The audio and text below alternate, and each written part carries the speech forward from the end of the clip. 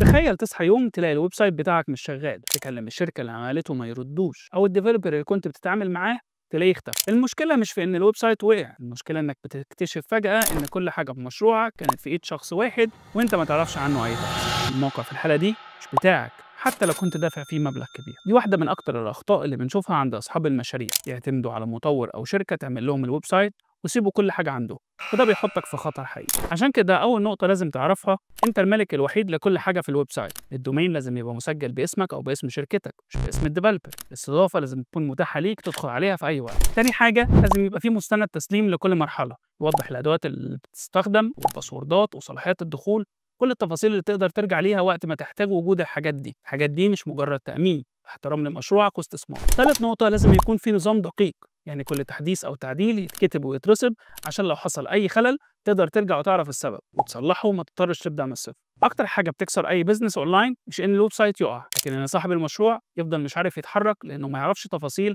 ولا يقدر يطلب الدعم من حد تاني، وده هيخليك تخسر عملاء وفلوس، وأهم من ده كله الثقة. لو أنت عامل ويب سايت أو ناوي تعمله قريب، احفظ الفيديو ده لأنه هيفيدك جدا. لو عندك أي استفسار ابعت لنا أو زور موقعنا، هنرد عليك في أسرع وقت.